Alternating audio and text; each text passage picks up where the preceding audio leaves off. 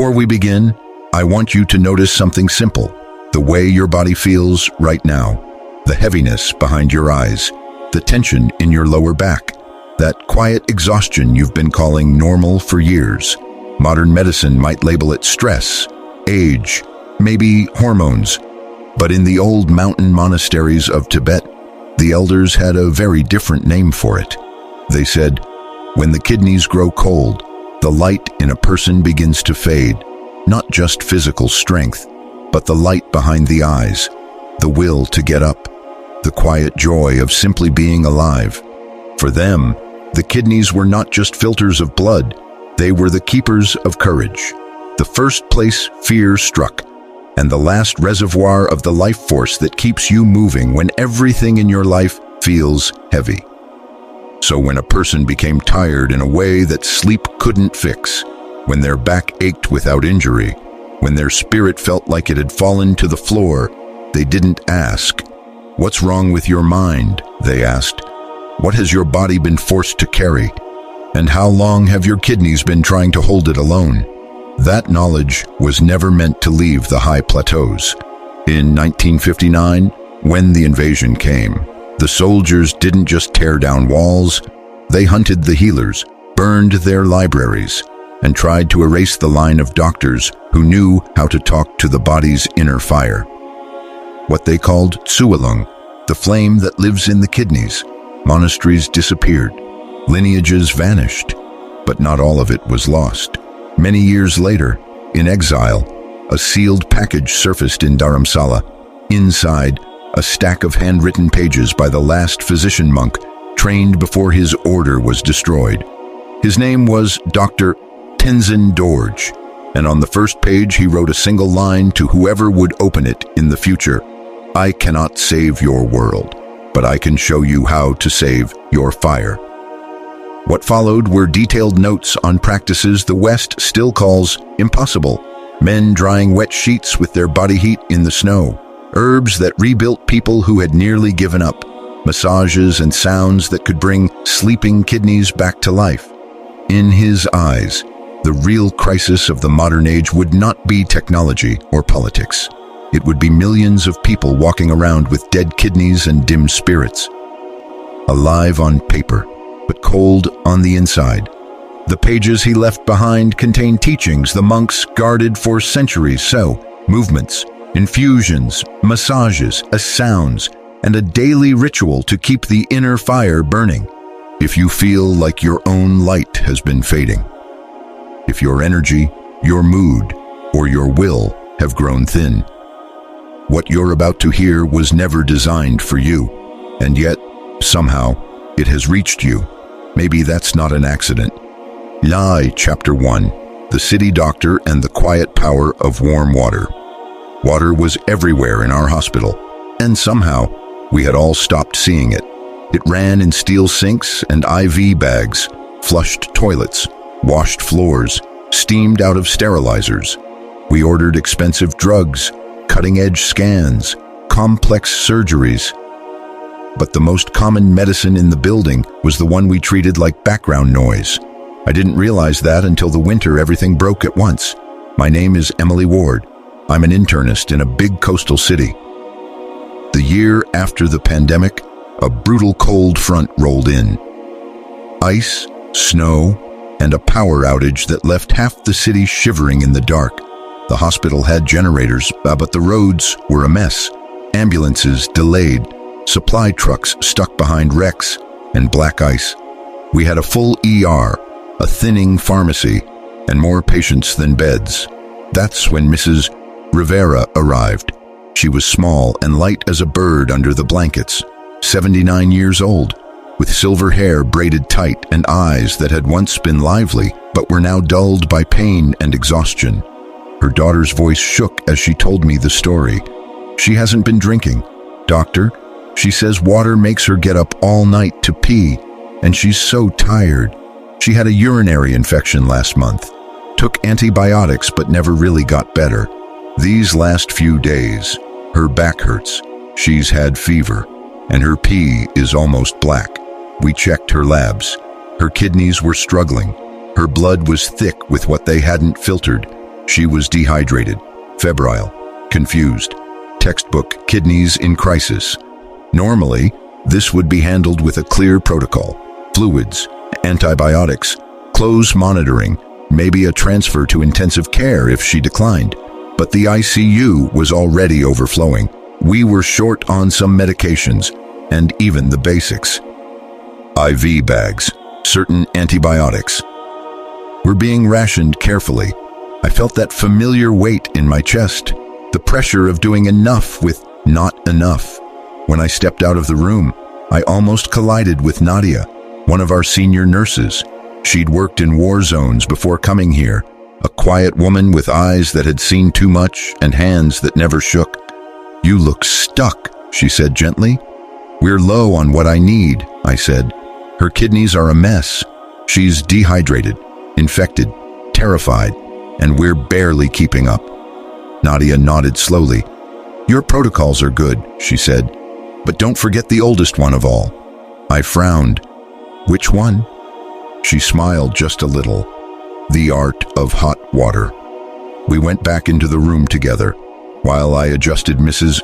Rivera's medications and fluids as best I could. Nadia disappeared, then returned with a large, stainless steel mug. Steam curled softly from the top. The smell was faintly bitter, earthy. "What's that?" I asked. "Warm water with dandelion and a pinch of parsley," she said. "We still have both in the kitchen," I asked. She sat on the edge of the bed and spoke to Mrs. Rivera in Spanish so soft I could barely hear, but the old woman's shoulders relaxed slightly.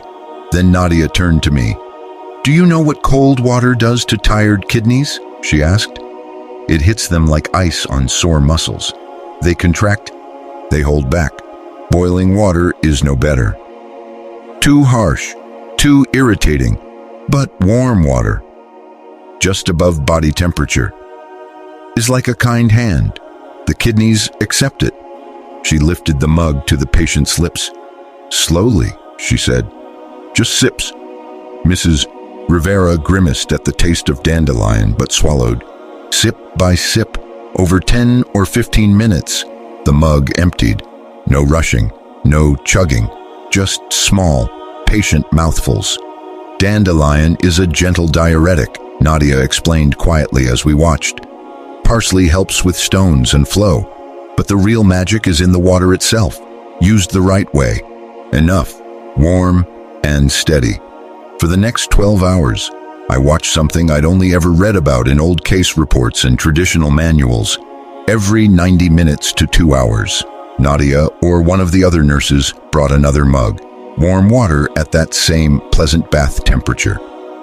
Never cold, never scalding, sometimes plain, sometimes with a bit of dandelion. Sometimes, when the old woman shook with chills, with a slice of ginger floating at the top. Each time, the same instructions. Small sips. Don't rush. Imagine this warmth going straight to your back, to your kidneys. Let them know they're safe. By the fourth mug, Mrs. Rivera urinated for the first time in nearly a day and a half. The urine was dark, cloudy, and foul-smelling. Exactly what we wanted to see. Concentrated waste finally leaving her body. Her fever dropped a degree. Her breathing eased. By the 8th mug, the pain in her lower back had softened from stabbing to dull. Her eyes were clearer. We still used antibiotics, still checked labs, still did everything modern medicine could offer. But I knew in my gut that something simple and ancient was working alongside it. It was as if her kidneys, starved of both trust and water, were finally willing to try again. Over the next weeks, as the city slowly thawed and life clawed its way back to something like normal, I kept thinking about what I'd seen. One afternoon, when the ER was miraculously quiet, I found Nadia in the staff room pouring herself some tea. "Teach me," I said. She looked up. "Teach you what?" "The way you used warm water with Mrs. Rivera," I said. "Not just give fluids, the details, the timing, the herbs, the temperature, all of it." Nadia smiled, and for the first time since I'd known her, it reached her eyes. "All right," she said, "but understand this. It's not instead of your medicine. It's the ground you build the rest on." She grabbed a pen and a napkin. "Here's the simple version I learned in the field, from old doctors who had more wisdom than supplies," she said. "First, on temperature. The best is when you can put a finger in and keep it there comfortably. Not tepid, not boiling. Think nice bath. That's what the kidneys like. Second, amount. For cleansing and support, aim for about 2 liters a day if the heart and kidneys can handle it. But never all at once. Break it into 8 small cups of about 250 milliliters bile, 1 cup every 2 hours. Think steady stream, not flood. Third, timing. The most important cup is the one right after waking, on an empty stomach. The kidneys have filtered all night. They need fresh, warm water to flush out what they caught. The worst time to overload is the 2 hours before sleep. Too much then, and you wake all night, and broken sleep slowly damages the deeper yin of the body. Fourth, herbs, when possible. Plain water cleans. Warm water plus specific herbs cleans and nourishes. Dandelion for infections and stuck heat.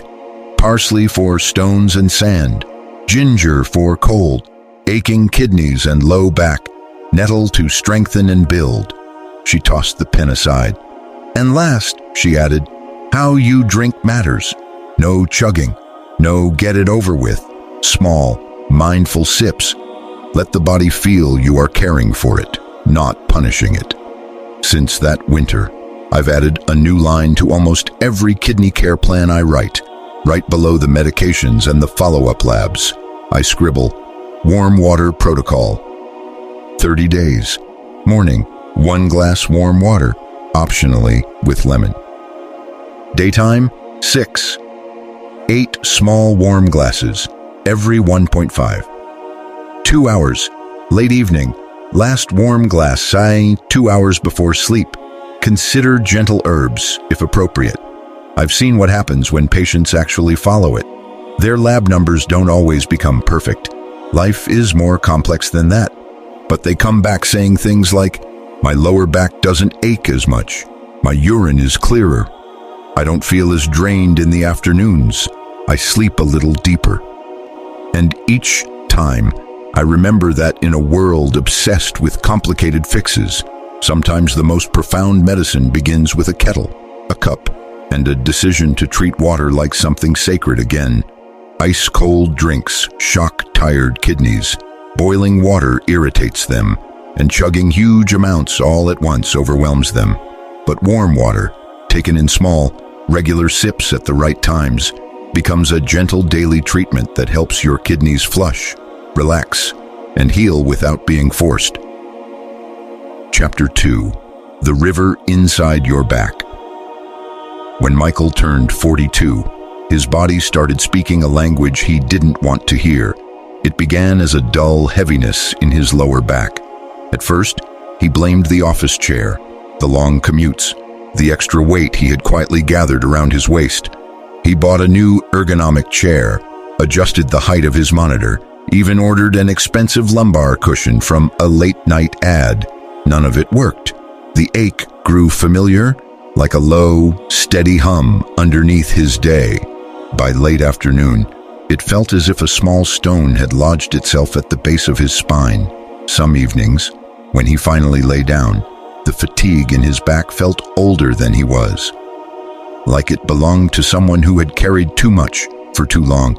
His doctor called it muscular tension from prolonged sitting and suggested painkillers, stretches, and more movement in general. Michael tried, half-heartedly, a few YouTube videos, a gym membership he barely used. He told himself this was just what aging felt like. Then came the insomnia. He would wake at 3 a.m. with a strange pressure in his lower back. Not exactly pain, but a deep, uneasy awareness. Like a weight pressing from the inside, his thoughts spun in circles. Deadlines, bills, his aging parents, the promotion he was chasing. It felt as if his body and his worries had signed a secret contract against him. One Saturday morning, after a particularly restless night, Michael wandered into the small park behind his apartment building. The city was still waking up. A few runners, a dog dragging its owner, distant traffic like a soft, endless wave. That's when he saw her. An older woman in loose gray pants and a faded blue hoodie stood alone under a large tree. She looked to be in her 70s, but there was something almost weightless about her, as if gravity had less claim on her bones. Her back was straight, her neck long, her movements slow and deliberate. She was moving her spine in a gentle wave, bending slightly forward as she exhaled, then unfurling upward as she inhaled, her arms sweeping in slow arcs like water flowing around rocks. Her face was calm, eyes half closed, as if listening to music only she could hear. Michael felt oddly drawn to her. He sat on a nearby bench, pretending to check his phone, but really, he was watching every movement. After a few minutes, she paused, turned her head, and looked directly at him. Her gaze was neither intrusive nor shy, just clear, like clean water. "Your back hurts," she said simply. He froze. "How did you?" She smiled. "Your whole posture is telling the story. The way you're sitting, the way your shoulders are protecting your chest. I've seen it 1,000 times. He laughed awkwardly. "Yeah, well, that's what happens after 20 years at a desk, I guess." She tilted her head. "That's what happens after 20 years of ignoring your body's first whispers." Something about the way she said it made his chest tighten. "I'm May," she said, walking toward him with surprising agility. "I used to be a corporate accountant, 10 hours a day at a desk. My lower back eventually screamed so loudly I could barely walk." "You?" Michael asked, incredulous. "You you move like you're 30. Because I learned to listen before it was too late." She gestured toward the open space beneath the tree. "Stand up. If you're willing, I'll show you something." A part of him wanted to refuse, to make a joke and walk away. But another part, the tired part, the part that woke at 3 a.m., feeling older than his years, stood up. "Okay," he said. "I'm listening." May guided him to stand with his feet hip-width apart, knees slightly soft. "First," she said, "put your hands on your lower back, right here, over the place that hurts." She placed her own hands on her waist, fingers pointing down toward where the kidneys rested. Michael copied her. His palms felt the familiar tension, the dull ache that had become his quiet companion. "Close your eyes," she continued. "Take a slow breath in through your nose. As you inhale, imagine your spine lengthening, not forcing, not arching hard, just creating space. As you exhale, let your weight drop gently into your feet. Can you feel your lower back sitting on your hands?" He inhaled. The city faded to a softer blur around the sound of his breath. He exhaled and felt, for the first time, how the weight of his upper body pressed into his palms. "Good," she said. "Now, we'll wake the river inside your back." He opened one eye. "The river?" "There is a river of energy that runs through your spine and your kidneys," she said. "Years of sitting, worrying, holding everything together.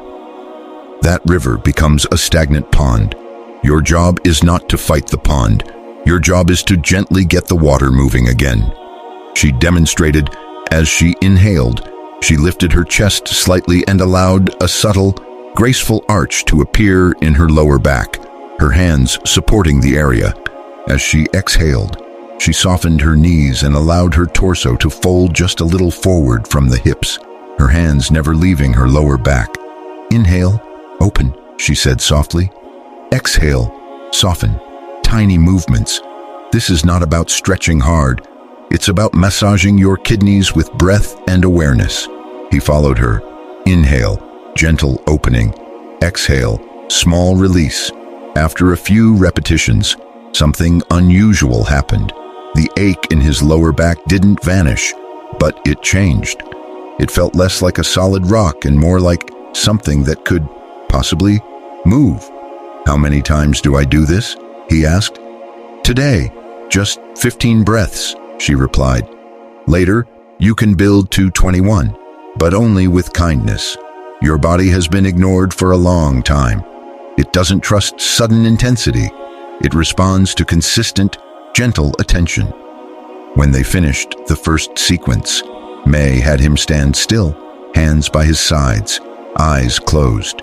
What do you notice? She asked. He scanned his body. I feel warm, especially here. He tapped his lower back. And for some reason, I feel less heavy in my chest. She nodded. When the kidneys start to wake up, the fear held in them begins to loosen. Less fear, more space in the heart. Next, she had him come down onto all fours on the grass. At first, he hesitated. This was a public park, after all. But there was something freeing about not caring for a moment what anyone thought. Hands under shoulders, knees under hips, she guided. On your inhale, let your belly drop and your tailbone lift. Gently. On your exhale, round your spine like a cat, especially the part that hurts. Imagine you're squeezing water out of a sponge back there. He moved awkwardly at first, but with each breath, the motion became smoother, more fluid. Inhale, open. Exhale, round. A wave through his spine. 15 times today, she said. Later, you can do more. This movement reminds your spine it is not a steel rod. It is a living bridge. When he finally lay on his back for the last part, the grass cool beneath him, the sky stretching wide above, she had him bend his knees and slide his hands under his lower back, palms up. Let your kidneys rest on your hands, she said. On your inhale, gently lift your hips a little, creating pressure between your back and your hands. On your exhale, slowly lower, feeling each part of your spine reconnect with the ground. They repeated the motion over and over. There was something deeply reassuring about feeling his own hands support his back, about knowing he wasn't just numbing the pain. He was engaging with it. After a while, May said, Now rest, hands still under your back. Just breathe. As he lay there, he noticed something surprising. There was a faint pulsing sensation against his palms, not as loud as his heartbeat, not as clear, but real. A subtle throb in the area that had felt dull and lifeless for months. Do you feel that? She asked quietly. He swallowed. Yes, it's like that part of me is alive again. She smiled. It always was. It was just covered by tension and neglect. Your body has been trying to talk to you. You're finally listening. They sat up slowly. The city sounds returned. Laughter, a barking dog, a bicycle bell. But inside, something had shifted. How often should I do this? Michael asked. Every morning if you can, May answered. 10 to 15 minutes. Before you check your phone. Before you give your energy to the world. This is you returning your energy to yourself. And if I stop? He asked. She shrugged gently. Then the river slows again. But you won't want to stop once you feel what it gives back. This isn't a miracle trick. It's a conversation with your own body. The more you keep it going, the deeper it gets. Over the following weeks, Michael kept his promise. Every morning, before coffee, before email, he stood beside his bed, hands on his lower back, breathing and moving as May had shown him.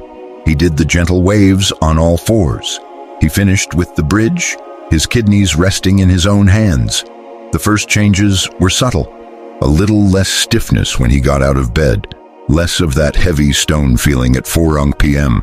Then, one day, after climbing the stairs to his apartment, he realized he wasn't bracing himself with a hand on his lower back anymore. Months later, a colleague at work commented, "You look different. Did you lose weight or something?" He smiled. "Not exactly. I just stopped carrying things in my back that didn't belong there." Eventually, Michael taught the sequence to a friend with chronic back pain. then to his sister, who struggled with fatigue. Each time, he repeated May's words, "This is not about perfection. It's about showing up for your body a little every day. Your organs are not just machines. They're part of your story, and they need your attention." He still woke early sometimes. Life still brought deadlines where worries, unexpected storms. But now, when his lower back whispered or his energy dipped, he knew what to do. He would stand, place his hands where it hurt, and breathe. Gently waking the river inside his back, one conscious movement at a time. Your body is not your enemy, and your pain is not a random curse. Much of what you feel as stuck or heavy is stagnant energy and tension that can be released through gentle, consistent movement and awareness. You don't need complex machines or perfect conditions. You need a few minutes of honest attention each day. If you want to begin today, choose one small practice. Place your hands on your lower back, close your eyes, and take 10 slow breaths while gently rocking your spine. Inhale, open a little. Exhale, soften a little. Do this once in the morning and once at night for the next 7 days, and notice what changes. Your body has been speaking to you for years. This is your invitation to finally listen and to let your own inner healer wake up. Chapter 3: The Hands That Remembered. By the time Elena turned 39, she knew how to fix every problem except her own. She ran a busy design studio in the middle of a noisy city. Her days were full of deadlines, client calls, and glowing screens. People came to her with chaos, and she turned it into clean lines and clear messages. That was her gift. But at night, when the last email was sent and the office lights went dark, another kind of chaos waited for her. It lived in her lower back.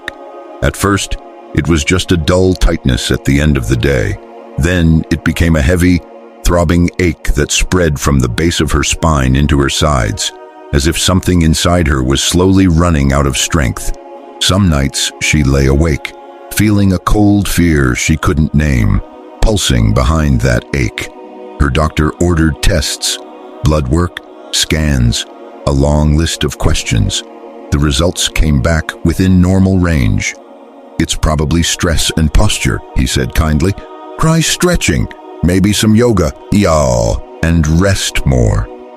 Rest, she thought bitterly as she walked out of the clinic, as if rest was something you could buy in a bottle. Weeks passed. The pain stayed. Coffee got stronger. Her smile at the office got tighter. Then one afternoon, everything changed with a single phone call. Her grandmother, Rosa, had been admitted to the hospital. Rosa had always been a force of nature. She had raised 5 children, survived war, migration, and the early death of her husband. She laughed loudly, cried rarely, and cooked as if feeding people was a sacred duty. To Elena, she had always seemed unbreakable, but now the doctors said her heart was failing. Her kidneys were tired. Her body, after 85 years of service, was preparing to rest. Elena visited that evening. The hospital room smelled of antiseptic and something older. Time itself, perhaps. Machines hummed softly. Rosa lay propped up by pillows, her once strong hands thinner, but still warm. "You're late," Rosa said, eyes twinkling despite the oxygen tube at her nose. "The world will keep spinning without your emails, you know?" Elena tried to smile. "I came as soon as I could, Grandma." Rosa studied her face for a long moment, the way only grandmothers can. "Your back hurts," she said quietly. Elena blinked. "Everyone keeps saying that lately. Do I really look that stiff?" "It's not just how you look," Rosa replied. "It's how you're breathing. You're breathing from here." She touched Elena's chest, but not from here. Her hand slid gently toward Elena's lower ribs and back, as if listening through touch. Tears pricked Elena's eyes. "The doctors say everything is fine, just stress." Rosa chuckled.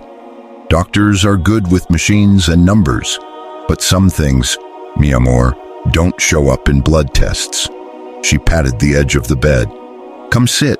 I need to give you something before I go. Don't say that, Elena whispered. You're not going anywhere. Rosa looked out the window for a long moment. The city lights were beginning to glow, scattered stars close to the ground.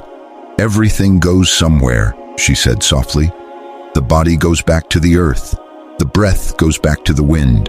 But the things we have truly learned, those can be passed on, not with words, with hands. She nodded at the chair. Help me sit more forward.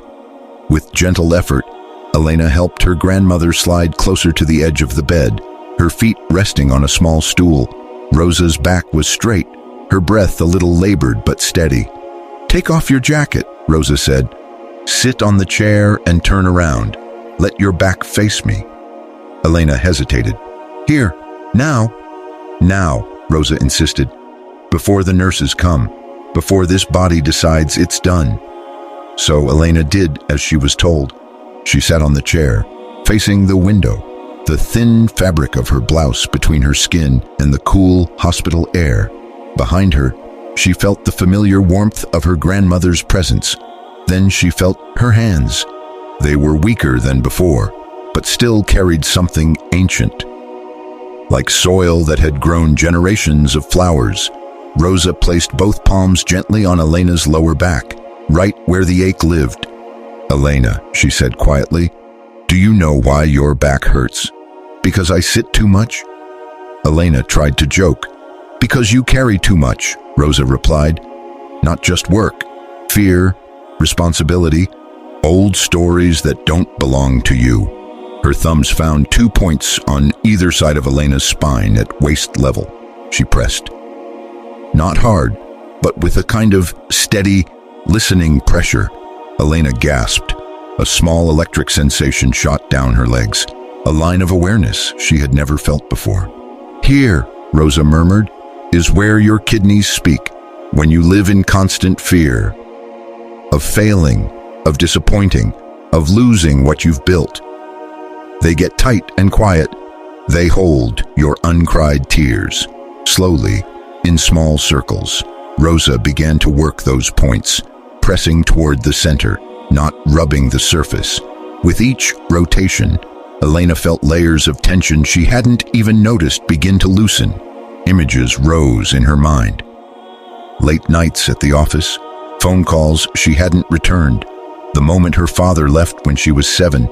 Without warning, tears spilled down her cheeks. Good, Rosa whispered. Let the water move. The kidneys are rivers, not stones. They are meant to flow. For a while, the only sound in the room was Elena's breathing and the soft beeping of the monitor. Rosa's hands traveled lower, to the base of her spine, then around to her sides just under the ribs, pressing, holding, releasing. Each place she touched seemed connected to a memory, a fear, a belief. At some point, the tears stopped. In their place, a strange lightness began to spread through Elena's back, as if a backpack she hadn't known she was wearing had been taken off. Finally, Rosa drew her hands down from Elena's lower back toward her hips, as if sweeping something away.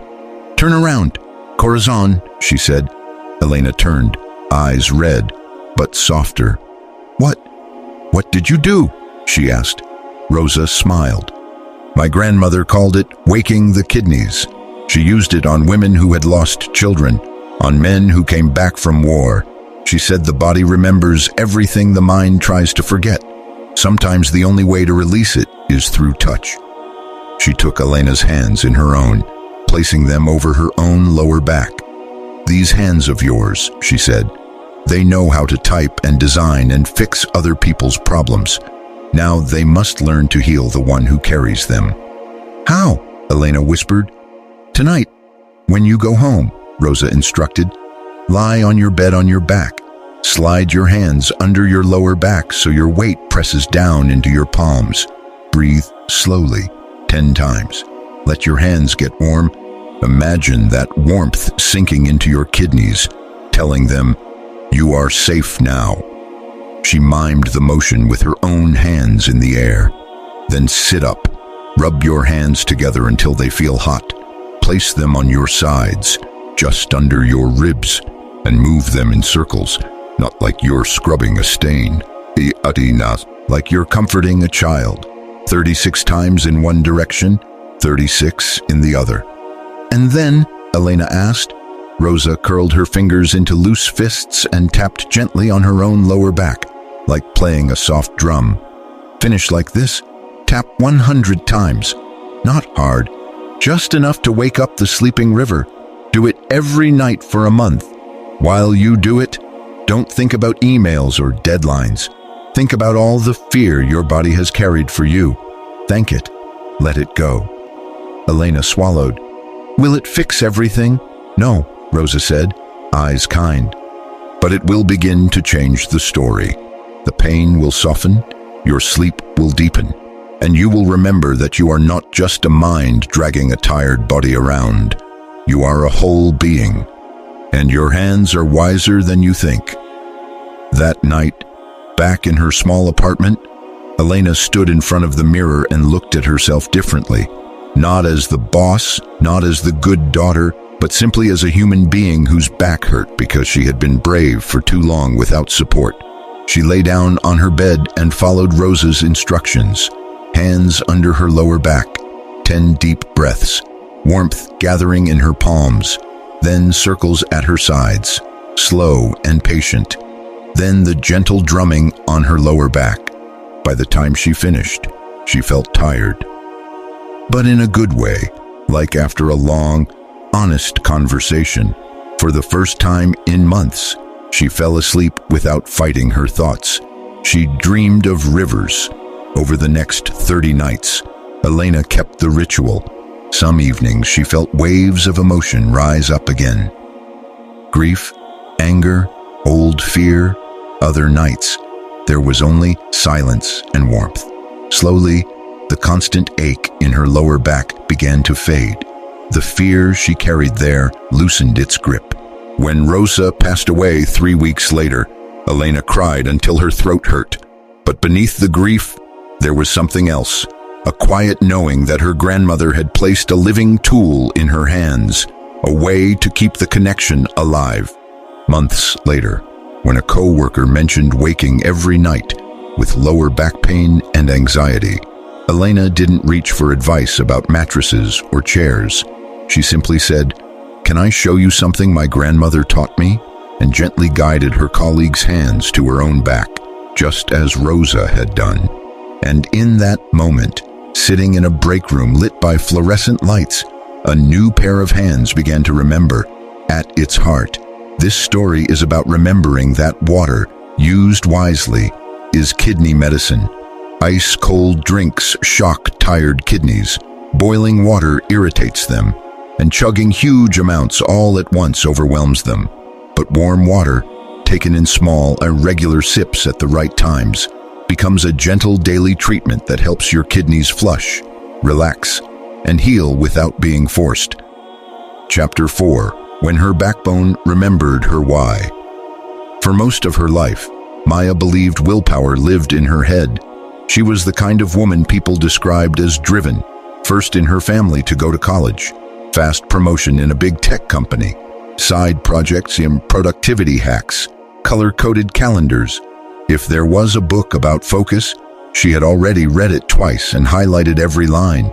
But on a gray winter morning, at 37 years old, Maya woke up and realized something terrifying. She didn't care anymore. It wasn't dramatic. There was no big breakdown, no obvious tragedy.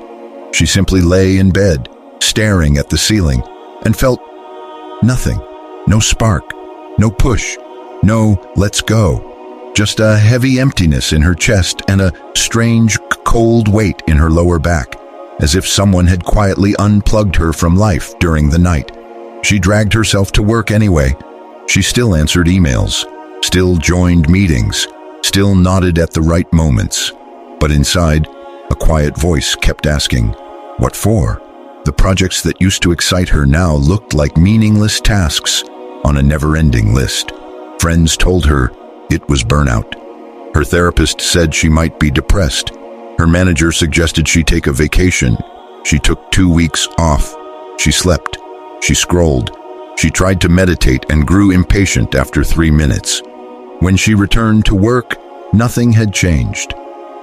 Except that now, the emptiness had a new companion. Shame. You have a good job, she scolded herself. You have an apartment, health, options. Why can't you just be grateful and push through like before? What's wrong with you? Then, one evening, something unexpected happened. She was visiting her father in the old neighborhood, a place she hadn't really walked around in since high school. On the corner where a dusty bookstore used to be, a small sign caught her eye. Lai Studio. Acupuncture and QI healing. For tired bodies and tired souls. She almost laughed at the last line. Tired soul. That's dramatic, she thought, and yet she found herself climbing the narrow stairs to the second floor. The studio was simple. Wooden floors, a faint smell of herbs, soft instrumental music. Behind the counter stood an elderly woman with silver hair pulled into a low bun, eyes sharp and kind at the same time. Welcome, the woman said. First visit? Maya nodded. Yeah, I'm just tired. All the time. And it's not going away. The woman motioned for her to sit. I am Dr. Lee. Tell me about your tired. Maya tried to explain. The loss of interest. The numb mornings. The way she kept functioning on the outside while something inside her quietly crumbled. As she spoke, Dr. Lee didn't interrupt. She just listened, sometimes closing her eyes, as if she were listening with more than her ears. When Maya finished, embarrassed by her own honesty, Dr. Lee leaned forward. Show me your hands, she said. Maya extended her hands. The older woman held them gently, feeling the pulse at each wrist with 3 fingers. Her face grew serious. Your mind is not the problem, she said finally. Your kidneys are. Maya stared at her. My kidneys? But my blood tests are fine, my doctor said. I am not talking about lab numbers, Dr. Lee interrupted softly. In Chinese medicine, the kidneys are not only filters of blood, they store your jing, your essence, and they hold your zi, your will, your deep determination to be here and to move forward. She pressed 2 fingers into the area at the back of Maya's waist, over her lower back.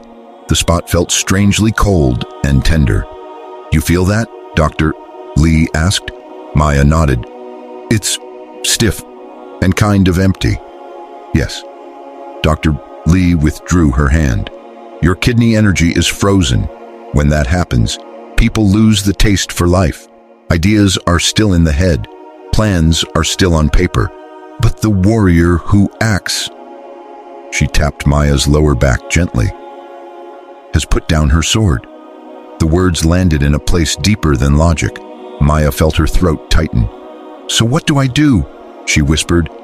I've tried motivation, gratitude lists, productivity tricks, and nothing sticks. Dr. Lee smiled gently. Because you are trying to fix a river by talking to the clouds, you must go to the source. We will work with your kidneys, not your calendar. Over the next hour, she explained a protocol. Not a magic trick, not a quick hack, but a daily ceremony of coming back to herself. Every morning at dawn, Dr. Lee said, before you look at your phone, you will sit on the edge of your bed, place both hands on your lower back, over your kidneys, breathe in deeply, imagining the breath traveling all the way down to your palms. When you exhale, soften your belly and imagine releasing fear out through your spine. Do at least 30 breaths. This is your gentle fire. Then, she continued, stand with your feet hip-width apart. As you inhale, let your chest open slightly and your lower back arch, just a little, with your hands still resting over your kidneys. As you exhale, bend forward from the hips, keeping your hands in place. Do this 21 times. You are massaging your kidneys with your movement. In the afternoon, drink a simple tea. roasted barley, or nettle, or just warm water with a pinch of sea salt. Think of it as a gift to those organs that filter your life all day long. And every night before sleep, she added, lie on your back, slide your hands under your lower back and let your weight press into your palms. Breathe 10 times. Then take your hands out, rub them together until they are hot, and place them on your sides under your ribs. Massage in slow circles. Finish by gently tapping your lower back 100 times with loose fists, like drumming on a door you want to reopen. Maya listened, half skeptical, half desperate. How long will this take? She asked. Dr. Lee's eyes softened. You did not freeze your kidneys in 1 week. Do it for 90 days. Oh, not as a punishment, but as a promise to yourself. During those days, do not ask, is it working yet? Just show up. The river will answer in its own time. The first week felt strange.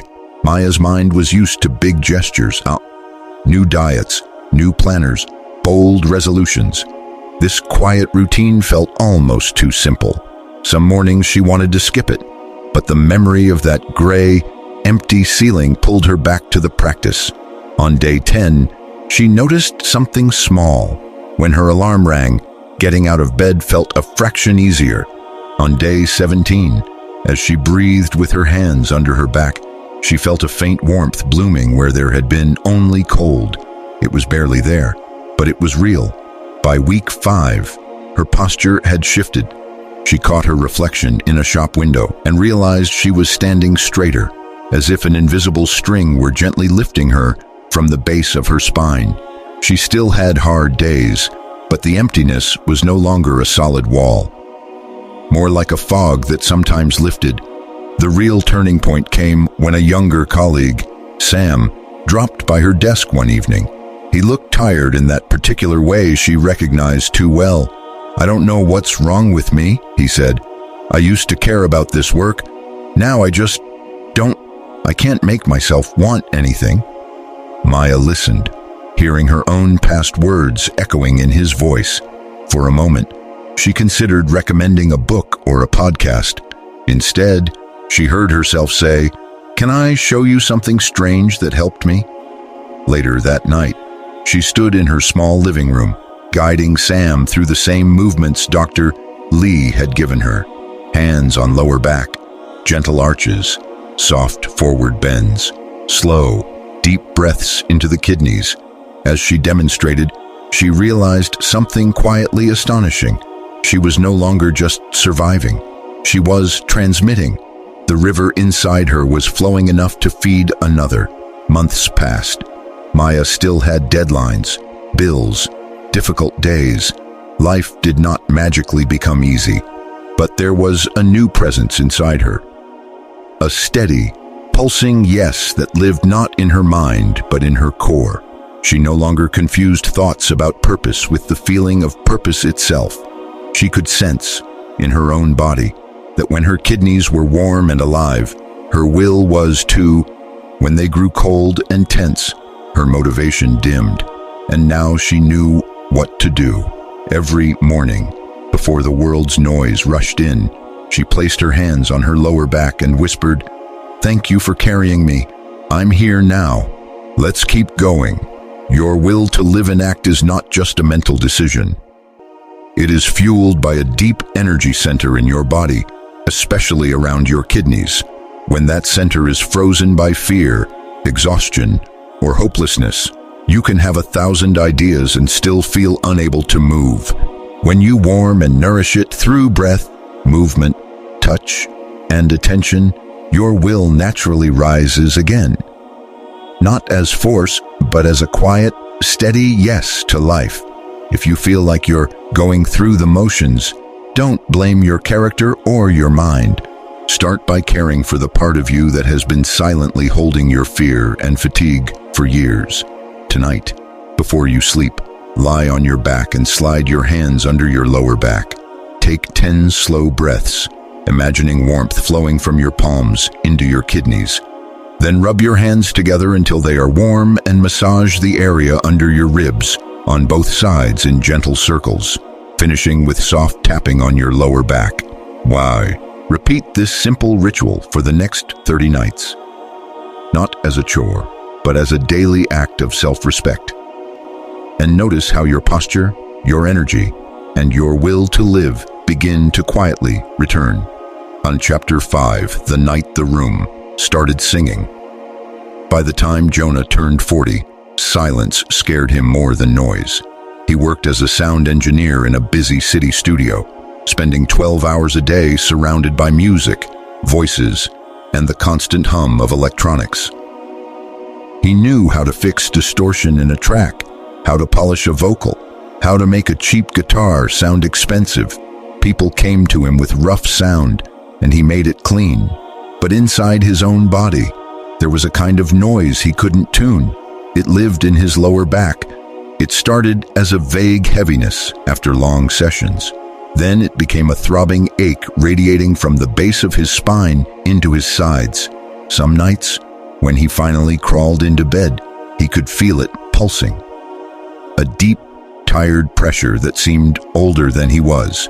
He blamed his chair, his posture, the endless sitting. He bought ergonomic cushions, adjusted his desk, tried stretching apps. Painkillers dulled it for a few hours. Nothing fixed it. At the same time, a different kind of heaviness crept in. Songs that used to move him now felt flat.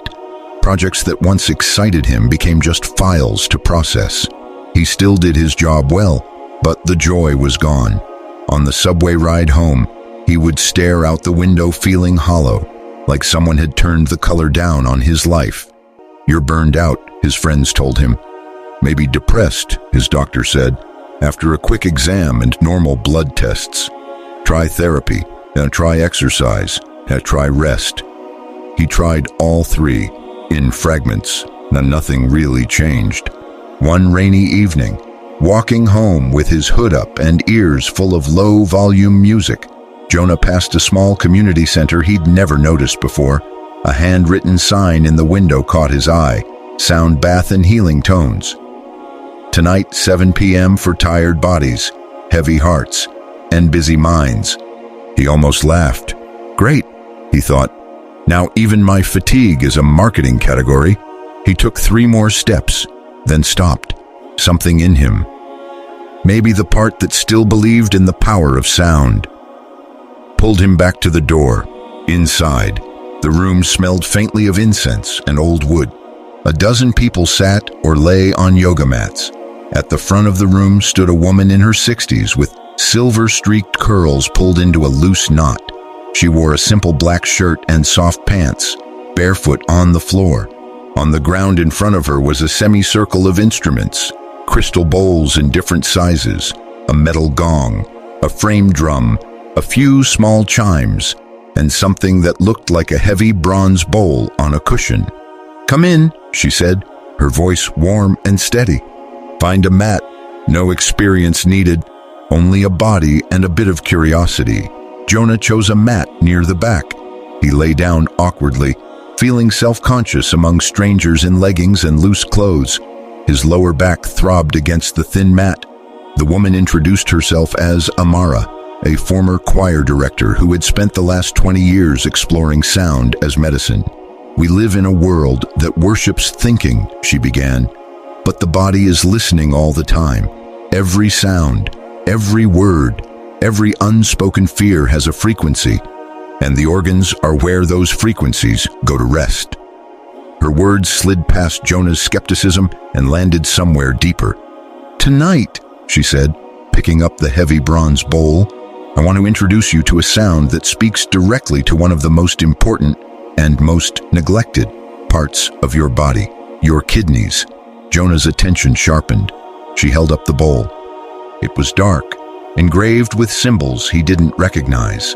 "This bowl is tuned to the frequency range where healthy kidneys naturally vibrate," she explained. "Your kidneys are about 70% water. When this bowl sings, all the water in you listens, the kidneys especially."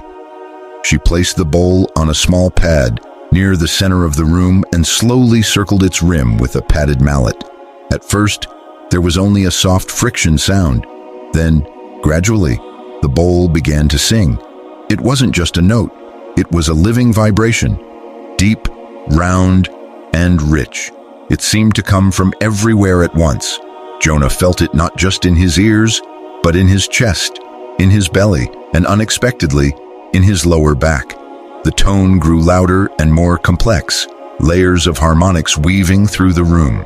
Jonah felt the mat beneath him hum. The ache in his back grew sharper, then shifted, as if something solid inside him were being gently shaken loose. Amara continued, her voice merging with the sound. "The kidneys don't just filter blood," she said. "They hold fear. They hold the memory of shocks and losses we never fully processed. They store the heavy frequencies of things we didn't know how to feel. Over time, those frequencies crystallize. The energy becomes thick, like sand in a river." Jonah's eyes prickled. Images rose in his mind uninvited. The night his father left and never came back. The years of pretending it didn't bother him. The way he'd thrown himself into work instead of grief. "The right sound," Amara said, "doesn't argue with that heaviness. It simply invites it to move." The bowl's tone sank deeper. Jonah felt a tingling spread through his lower back, around his sides, into his hips. He wasn't sure if he wanted to sigh or cry. "Let whatever needs to move, move," she said gently. "If tears come, that's just old water being released." His throat tightened. He turned his head slightly, embarrassed to cry in a room full of strangers. But then the bowl's vibration swelled, and the first tear slipped out before he could stop it. Then another, then more. He wasn't sobbing, not loudly, but the tears came in a steady stream, like rain after a long drought. He didn't even know exactly what he was crying for. Only that something deep inside had finally found a doorway. Amara moved through the room, placing other bowls near different people, weaving softer tones above their chests and foreheads. But every few minutes, she returned to the kidney bowl, letting its low, steady note wash through the room again and again. After what felt like both 10 minutes and an eternity, the sound began to fade. She let the bowl rest. The room sank into a warm, resonant silence. Jonah lay there, feeling strangely empty and strangely full at the same time. The ache in his lower back wasn't gone, but it had changed. It felt softer, less like a brick and more like tired muscles after a long walk. When the session ended, some people left quietly. Others stayed, moving slowly, eyes soft. Jonah waited until most had gone before approaching Amara. "That was intense," he said, searching for words. "I felt it in my back, and I kept seeing memories, old stuff. Is that normal?" "Yes," she said simply. "Your kidneys remember what your mind tries to file away." He hesitated. "I work with sound," he added. "Studios, mixing, all that. I thought I understood vibration, but this felt different." Amara smiled. "You're used to shaping sound from the outside. Tonight, you let sound shape you from the inside." He nodded slowly. "I can't come to a sound bath every night. Is there something I can do at home, without the fancy bowls?" She laughed softly. "The most powerful instrument you have is one you brought with you at birth." She tapped her throat. "Your voice." She motioned for him to sit on a mat. He did, crossing his legs carefully. "Place your hands on your lower back," she said, "right over the places that hurt." He reached around and rested his palms on the familiar ache. "Now sit tall, but relaxed. Take a slow breath in through your nose, all the way down, as if you're inhaling into your hands. On the exhale, let your lips part slightly and make this sound with me. A long, soft chew, like you're gently cooling hot tea." She demonstrated. "Chew!" The sound was low, steady, almost like the bowl, but thinner. It seemed to pour out of her and into the space around them. "Now you," she said. Jonah inhaled deeply. As he exhaled, he let the sound form. "Chew!" He felt a gentle vibration in his chest, then in his back where his hands rested. Again, she encouraged. Inhale, exhale, chew. Let the sound travel into your kidneys.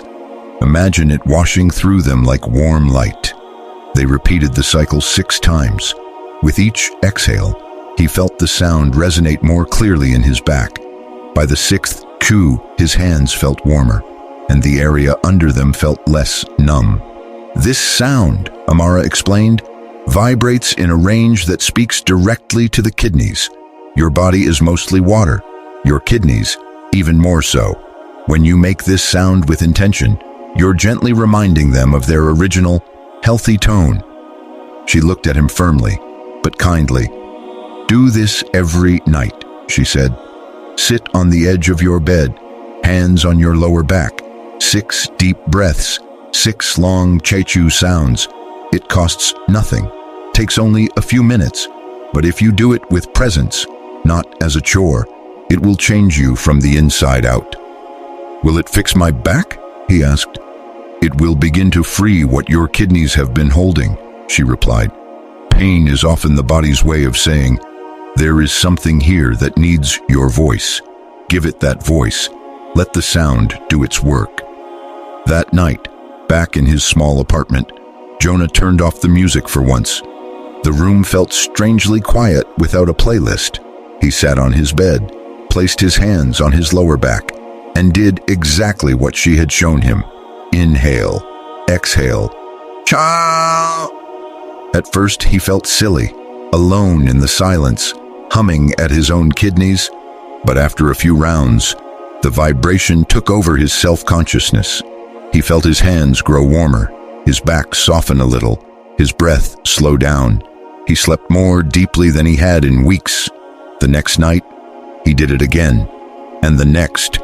Some evenings he also played a low tone on his keyboard, matching it with his voice, creating his own quiet kidney concert.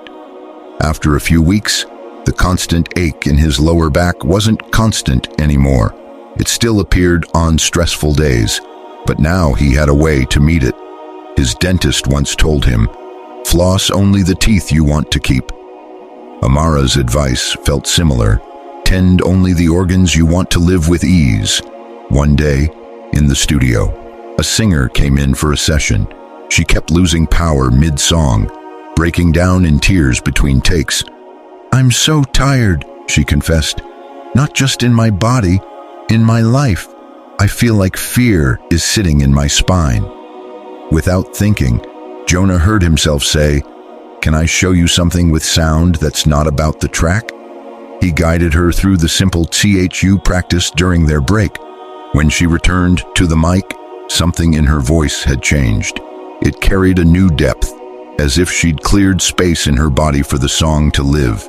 In that moment, Jonah realized, the night he thought he was just attending a sound bath, something else had happened. The room had started singing, and his kidneys had finally begun to sing back. You are not only a body that thinks, you are a body that vibrates. Your kidneys quietly store fear, grief, and heavy emotional frequencies that normal thinking can't reach. But sound can.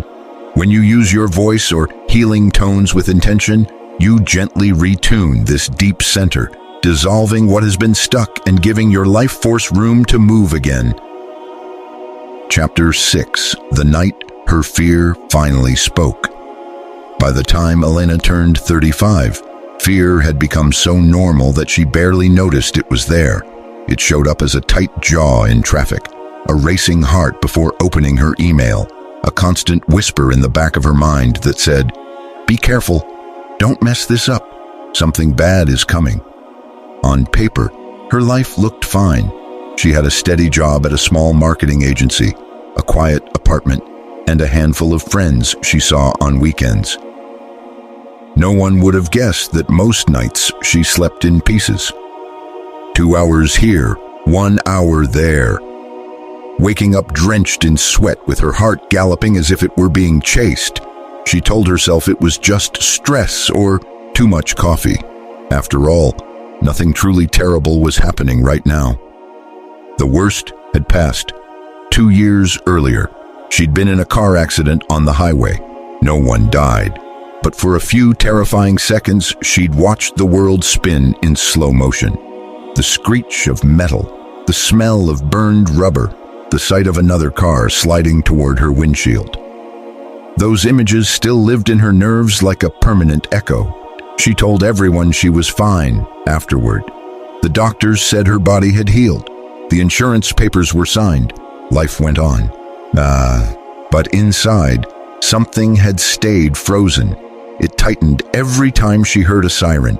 It woke her at 3 a.m., convinced something awful was about to happen. It made her jump at sudden noises like a soldier still on the battlefield. She never called it trauma. She just called it my anxiety and swallowed it like a bitter pill. One winter evening, after yet another night of fractured sleep, Elena finally went to see a holistic clinic her coworker kept recommending, not because she believed it would help, but because she had run out of other ideas. The clinic was small, tucked above a bakery. It smelled of herbs and something else. Warm wood, maybe, or old books. Behind the reception desk was an older woman with silver hair braided down her back. Her name was Dr. Anaya. "So," Anaya said gently, once they were in the consultation room, "tell me what brings you here." Elena laughed nervously. "Insomnia, I guess, and this constant dread, like something bad is about to happen, even when nothing is wrong." "Since when?" Anaya asked. 2 years. Elena stared at her hands. "Since the accident?" Anaya nodded slowly, as if that made perfect sense. "Any pain in your body?" she asked. "My lower back hurts sometimes," Elena admitted, "like a deep ache, and I get these weird chills, even when the room is warm." "May I take your pulse?" Anaya asked. Elena held out her wrist, expecting the usual 5-second check. Instead, the older woman placed 3 fingers along the artery and closed her eyes. She stayed there for a long time, feeling, listening, as if she were reading a story written in the rhythm. Her face softened, then grew serious. "What?" Elena asked, a little too quickly. "Is something wrong?" Anaya opened her eyes. "Your heart is fast," she said, "but what concerns me more is your kidneys. Their pulse is weak and frantic at the same time, like a drum being beaten in an empty hall." "My kidneys?" Elena frowned. "But my blood tests are fine. My doctor said everything was normal."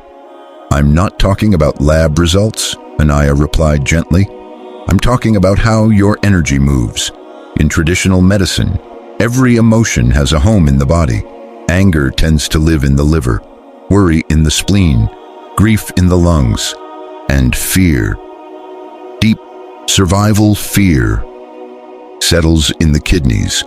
She placed one hand lightly on Elena's lower back. "Here," she said. "This is where your body has been hiding the terror of that night." Elena tensed. "It was 2 years ago," she insisted. "I'm over it. I just startle easily, that's all." Anaya's eyes were kind, but clear. "Your mind may say it's over," she said, "but your kidneys never got that message. For them, the accident is still happening. They're still braced for impact. They've been contracted for 2 years, waiting for the next collision." Her words pierced through Elena's denial like light through fog. She felt suddenly exposed, as if someone had opened a door to a room she hadn't visited in a long time. "So what do I do?" she whispered. "I can't change the past." "No," Anaya agreed, "but you can change how your body holds it. Fear itself is not the enemy. It's a messenger. The problem is when fear never shuts off. Then it becomes poison, slowly draining your life force, especially from the kidneys." She leaned forward. "To release it," she said, "we need 3 things. Something to calm the body, a way to breathe safety back into your system, and the courage to face the memory that keeps replaying inside you." Over the next few weeks, they began a quiet, steady process. First, Anaya prepared a simple herbal blend. Valerian, ashwagandha, and a few other plants that tasted bitter but left a gentle warmth in Elena's stomach. She drank it morning and night. It didn't knock her out. Instead, it felt like a hand on her nervous system saying, "You can soften now." Second, they practiced breathing. "Sit," Anaya would say, "and place your hands on your lower back. Feel your kidneys under your palms." Elena would close her eyes, fingers resting on the sore, tight muscles at her waist. "Inhale through your nose for a count of 4, Anaya instructed. "Hold gently for 4. Then exhale through your mouth for a count of 8. The long exhale tells your body, you are safe now. We are talking directly to your kidneys with the breath." At first, Elena's breath was shallow and shaky. Her mind raced. "This is stupid. This is taking too long. I have emails to answer." But Anaya was patient. "Your fear has been with you for years," she would say. "It will not leave in 3 breaths. Stay." They did 20 cycles each morning. Slowly, Elena noticed something surprising. Somewhere around the 10th or 12th breath, a subtle shift would happen in her lower back. A tight knot loosening just a little, like a fist unclenching. The third part was the hardest, facing the memory. "Close your eyes," Anaya said one afternoon. "Let yourself go back to the accident, not to torment yourself, but to complete the story." Elena's chest tightened. She didn't want to go back, but she trusted this woman who had listened to her pulse like a prayer. She saw the highway again, the rain-slick road, the headlights in her rear-view mirror, the sickening spin as the car behind slammed into hers. Her heart pounded. Her hands got cold. Now, Anaya's voice came through the storm. "Imagine a new ending. See the cars slowing down. See the impact soften. See everyone stepping out alive, shaken but safe. Imagine yourself breathing, calm, being helped, being held." Repeat that ending again and again until your body realizes the danger is gone. It felt ridiculous at first, like lying to herself. But as she repeated the new scene in detail, something strange happened. Her body, which had tensed at every replay of the crash for 2 years, began to respond to this kinder version. Her shoulders dropped. Her breathing slowed. The scene changed from a nightmare to a story that could finally end. Week by week, her sleep shifted. First, she slept 3 hours in a row, then 4, then a full 6 hours without waking in panic. The terror that had lived in her eyes softened. The constant background hum of dread faded to a quieter signal. One evening, as she sat alone in her apartment, Elena remembered what Anaya had said. "People think fear is in their head, but the kidneys have been drinking it like poison for years." She placed her hands on her lower back and whispered, "I'm sorry. I didn't know you were holding all that." That night, she did the breathing on her own. 4 counts in, 4 hold, 8 out, and 10 times. When she finished, she felt a gentle warmth spreading where the ache had been. Months later, she realized something simple but profound. She still felt fear sometimes, but it no longer ruled her. It rose, it spoke, and then, because she finally listened, it passed. She began to notice fear in others too, in the coworker whose hands never stopped moving, in the friend who lived in constant what-if scenarios, in the neighbor who hadn't slept well in years but called it just my personality. When they asked how she had changed, she didn't talk about willpower or positivity. She said, "I stopped drinking fear like water. I started giving my kidneys back their peace." Chronic fear is not just a mental problem. It lives in your body, especially in your kidneys, quietly contracting them and draining your energy drop by drop. When fear becomes your normal state, you forget what real safety and calm feel like. But when you honestly acknowledge your fear, breathe with it, and give your body a different ending to the old story, that contraction begins to release, and your life force slowly returns. If you want to start today, take 5 minutes in a quiet place. Sit down. Place both hands on your lower back over your kidneys. and gently notice what fear you've been carrying without naming it weakness or fault. Then practice this simple breath. Inhale through your nose for 4 counts. Hold for 4. Exhale slowly through your mouth for 8. Do this 10 times, letting the long exhale tell your body it's safe to soften now. Repeat this once or twice a day for the next week, and notice how your sleep, your tension, and your inner sense of safety begin to shift from the inside out. Chapter 7. The Woman Who Was Freezing in Summer. By the time Rachel was 40, she lived in 2 different climates at once. Outside, she lived in a city that baked in long, relentless summers. The sidewalks shimmered. Air conditioning units hummed from every window. People complained constantly about the heat inside her own body. Winter never ended. Her co-workers wore light blouses and rolled-up sleeves in the office. Rachel kept a wool cardigan over the back of her chair year-round. In August, when everyone else was arguing over how high to crank the AC, she sat at her desk with numb fingers, a scarf around her neck, and a small electric heater under her feet. "Are you serious?" They would laugh. "It's a sauna in here." She would smile politely and make a joke, but she wasn't joking. No matter how many layers she put on, a deep cold lived in her bones. Hot showers, thick blankets, endless cups of tea. It all helped for a moment. Then the chill returned, creeping up her spine and settling in her lower back like a block of ice. She'd had her thyroid checked, blood tests, vitamin levels, circulation studies. Everything came back normal. "It's probably just poor circulation and stress," her doctor said. "Try to exercise more and sleep." Exercise and sleep.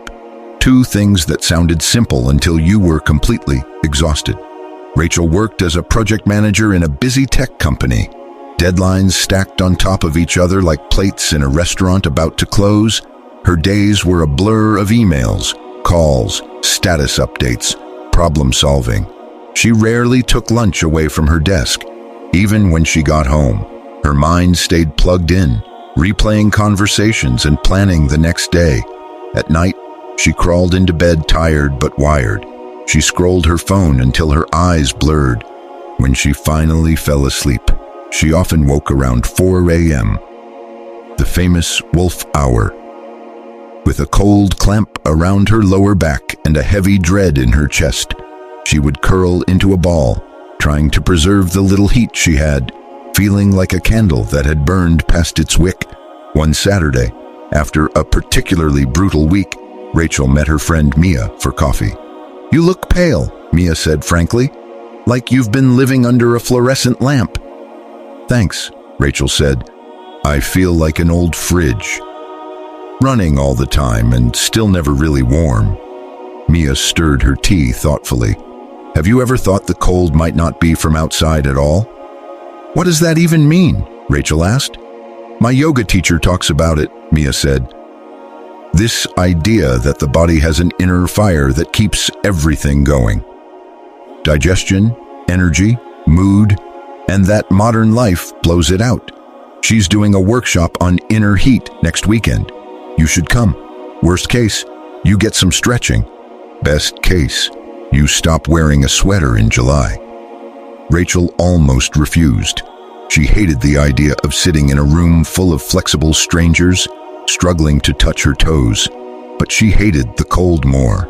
So the following Saturday, against her own skepticism, she walked into a small studio above a grocery store, carrying a yoga mat she'd barely used.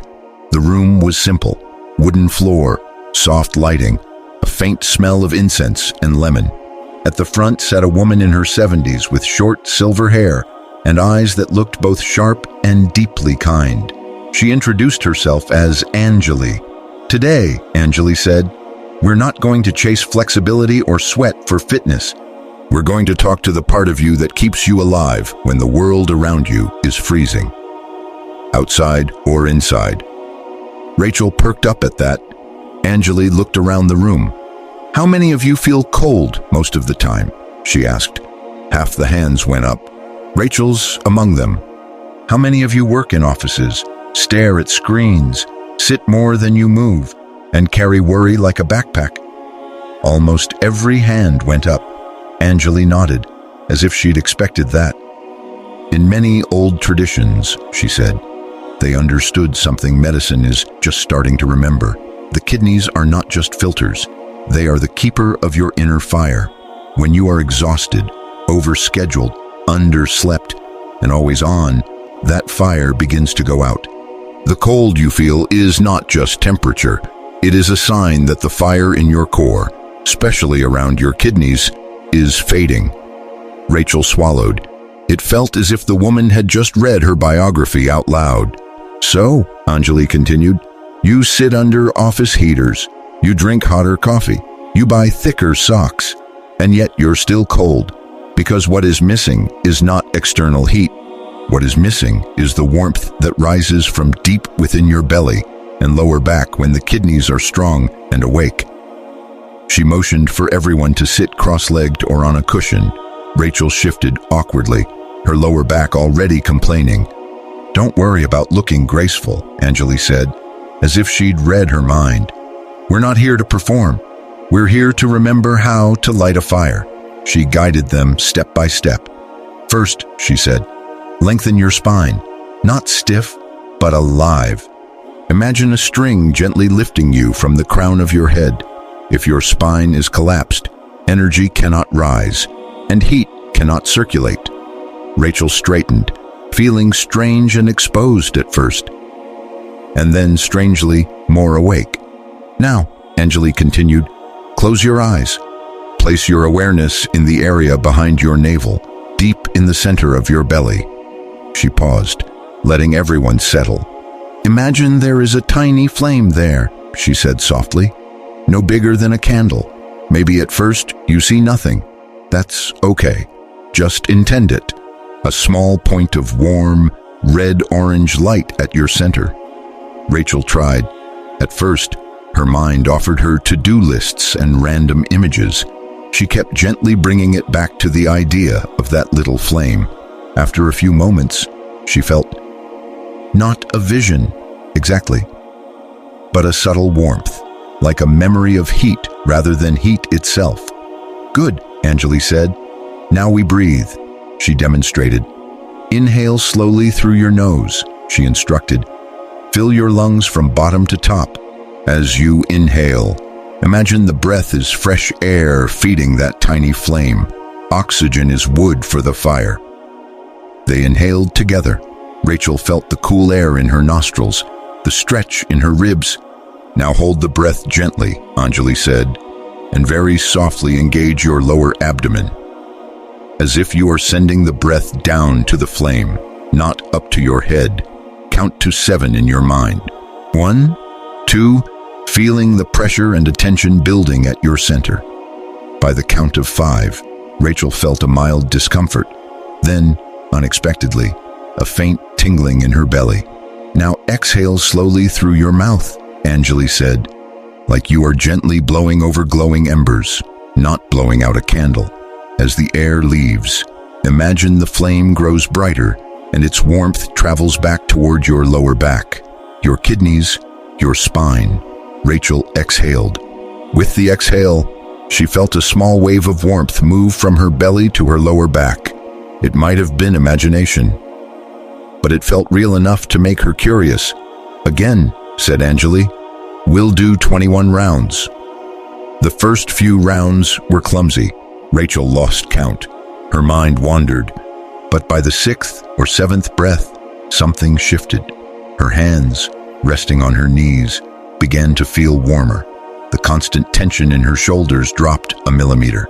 The icy clamp around her lower back loosened a notch. By the 10th round, her shivering, present even in the warm studio, had stopped. By the 15th, she could feel sweat forming at the back of her neck. By the 21st, she wanted to take off her cardigan. When they opened their eyes, the room felt different. It wasn't that the air temperature had changed. It was the people. Faces were flushed, eyes brighter, bodies a little more alive. This, Anjali said quietly, is your inner fire beginning to remember itself. This is not fantasy. This is physiology. When you breathe like this, with focus, with imagery, with a straight spine, you direct blood, oxygen, and attention to the core. The kidneys wake up. The nervous system receives the message. We are generating warmth from within. Rachel touched her lower back.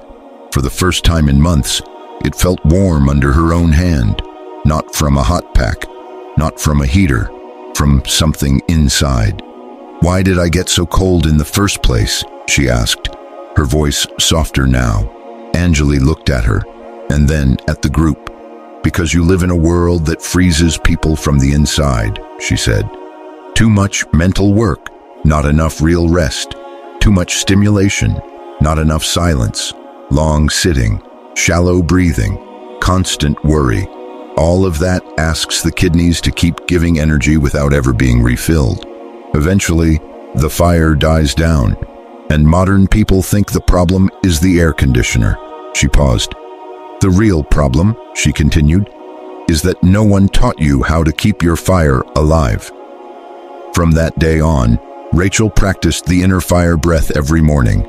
Not for an hour, not in a dramatic ritual. Just 10, then 15, then 21 breaths before she checked her phone, before she opened her laptop, before the world made its demands. Some mornings she felt strong heat quickly. Other days, it was subtle, a quiet warmth rather than a blazing flame.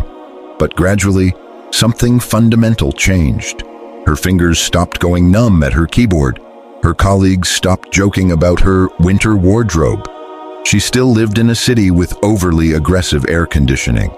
But now, when the cold air touched her skin, she could feel a steady counterheat rising from her center, like a small sun in her belly, radiating out toward her kidneys and spine. Months later, when a younger co-worker started showing up to meetings wrapped in a blanket, complaining of being cold all the time, Rachel didn't just recommend an extra sweater. She said, "There's a kind of cold that no heater can fix. Let me show you something my teacher showed me." And in a quiet corner of the office, she guided her through the same simple practice. Straight spine, small inner flame, deep inhale, gentle hold, slow exhale, warmth rising to the kidneys. The city outside stayed as hot and chaotic as ever.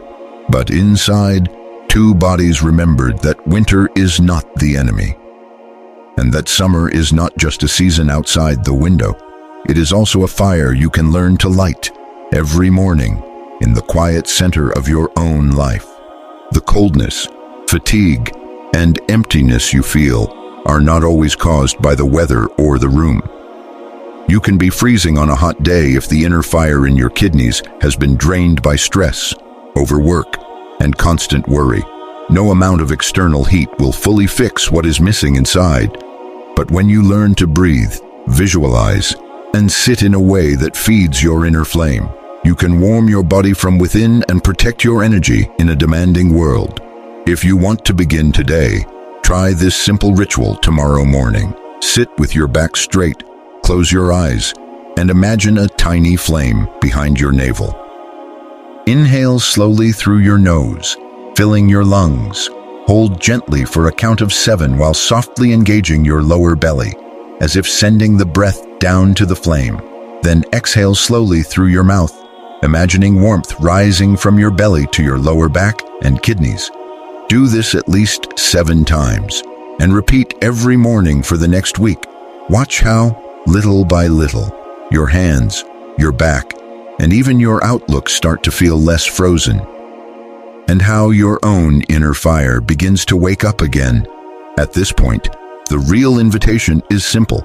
Stop treating your fatigue, your fear, your lack of will as random personality traits, and start seeing them as messages from your body, especially from the places that have been silently carrying you for years. Your kidneys, your breath, your inner fire are not abstract ideas. They are living parts of you that store your fear, your uncried tears, your lost motivation. When you ignore them, Life feels cold, heavy, and driven by anxiety. When you begin to breathe with them, touch them, send sound and attention to them, you're not doing something woo-woo. You're finally taking responsibility for the engine behind your thoughts, your choices, your will to live. So after this, don't just move on to the next piece of content. Pause for a moment. Ask yourself, what is my body trying to tell me? Where have I been running on empty? And what is one small practice I can start today? A few conscious breaths, a gentle self-massage, a simple sound. To begin honoring my own life force again? If this spoke to you, let me know. Like the video, subscribe for more content like this, and share your reflections or questions in the comments below.